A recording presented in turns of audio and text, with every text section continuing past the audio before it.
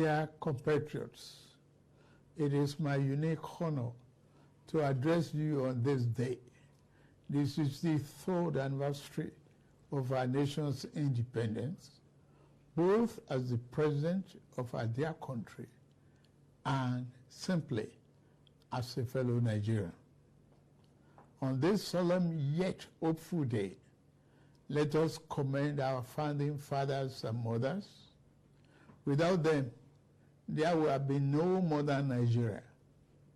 From the fading embers of colonialism, their activism, dedication, and leadership gave life to the belief in Nigeria as a sovereign and independent nation. Let us, at this very moment, affirm that as Nigerians, we are all endowed with the sacred right and individual gifts that God has bestowed on us as a nation and as human beings. No one is greater or lesser than the other. The triumph that Nigeria has achieved shall define us. The travails we have endured shall strengthen us, and no other nation or power on this earth shall keep us from our rightful place and destiny. This nation belongs to you, dear people. Love and cherish it as your very own. Nigeria is yours. Nigeria is remarkable in its formation and essential character. We are a broad and dynamic blend of ethnic groups, religious, tradition, and cultures. Yet, our bonds are yet intangible, strong, invisible, yet universal. We are joined by a common thirst for peace and progress, by the common dream of our prosperity and harmony, and by the unified ideas of tolerance and justice, forging a nation based on the fair application of these noble principles to a diverse population has been a task of significant blessing, but also serious challenge. Some people have said an independent Nigeria should never have come into existence. Some have said that our country will be torn apart. They are forever mistaken.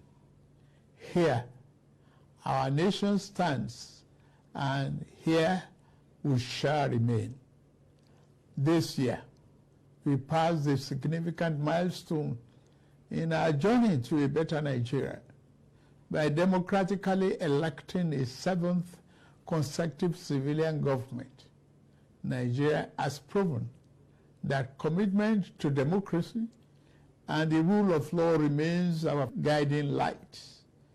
At my inauguration, I made important promises about how I would govern this nation.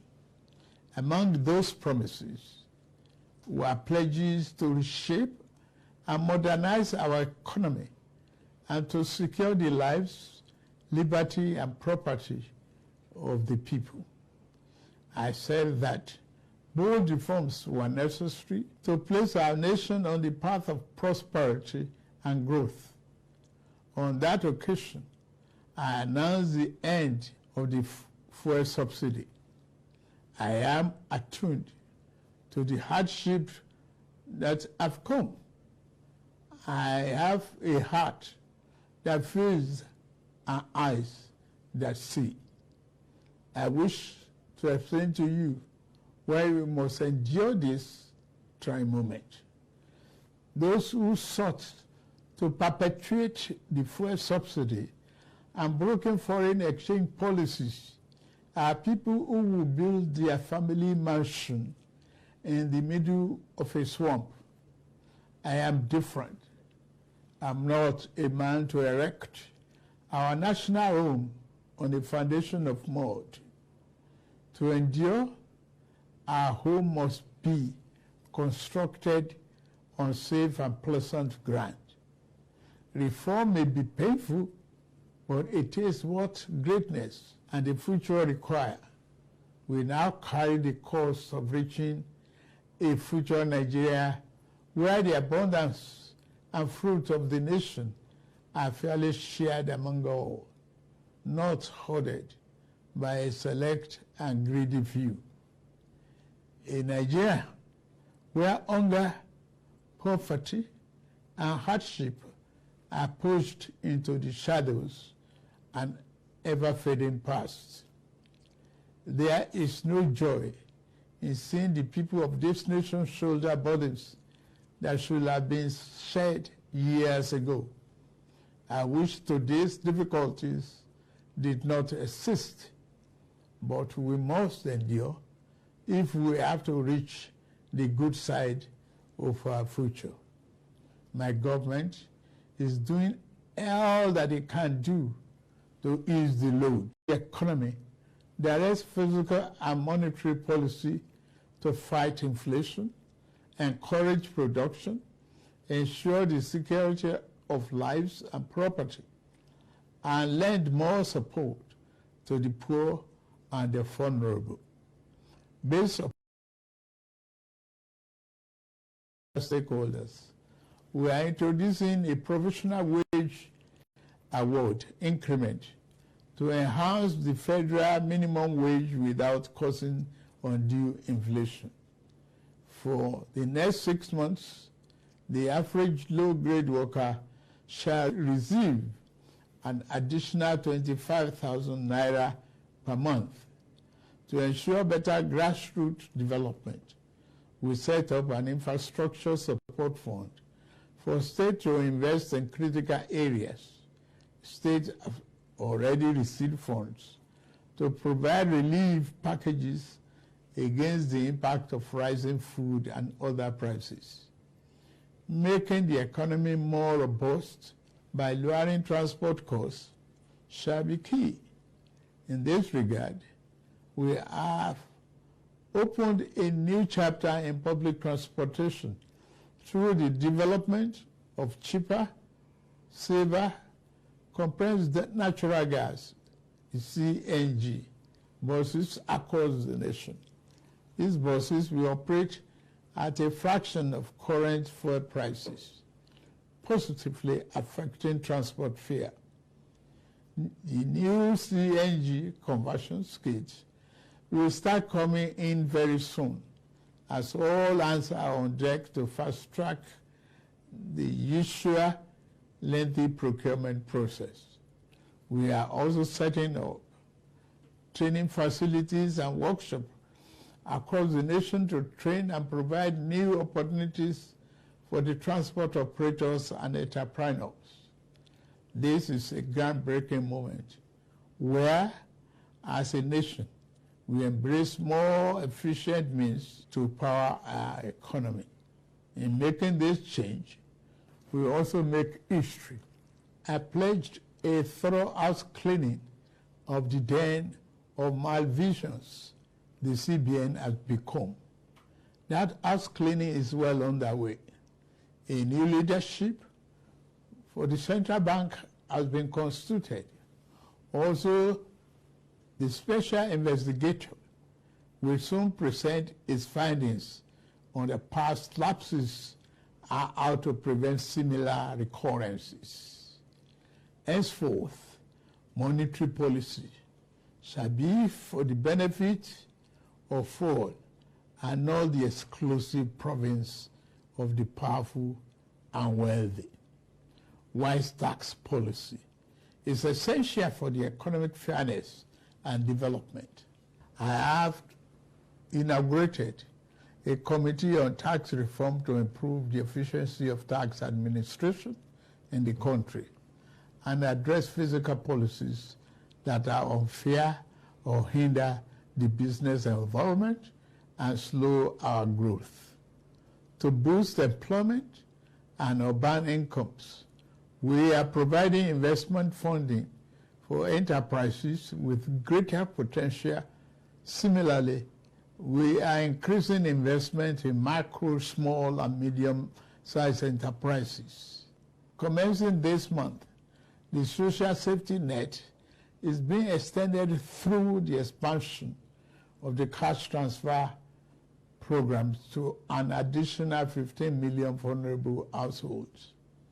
My administration shall always accord the highest priority to the safety of the people, inter-service collaboration, and intelligence sharing have been enhanced. Our service chiefs have been tasked with the vital responsibility of rebuilding the capacity of our security services. Here, I salute and commend our gallant security forces for keeping us safe and securing our territorial integrity. Many have paid the ultimate sacrifice. We remember them today and their families. We shall equip our forces with the ways and means needed to perform their urgent task on behalf of the people. We shall continue to make key appointments in line with the provision of Constitution and with fairness towards all men, women, youth, and physically challenged shall continue to be given due regard in these appointments. May I take this opportunity to congratulate the National Assembly for its role in the quick takeoff of this administration through the performance of its constitutional duties of confirmation and oversight. I similarly congratulate the judiciary as a pillar of democracy and fairness. I also thank members of our dynamic civil society organizations and labor unions for their dedication to Nigerian democracy. We may not always agree, but I value your advice and recommendations. You are my brothers and sisters, and you have my due respect. Fellow compatriots, the journey ahead will not be navigated by the fear or hatred. We can only achieve our better Nigeria through courage, compassion, commitment as one indivisible unit. I promise that I shall remain committed and serve faithfully. I also invite all to join this enterprise to make our beloved nation into its better self. We can do it. We must do it. We shall do it. I wish you all a happy 63rd Independence Anniversary. Thank you very much for listening. May God bless the Federal Republic of Nigeria and bless all of you.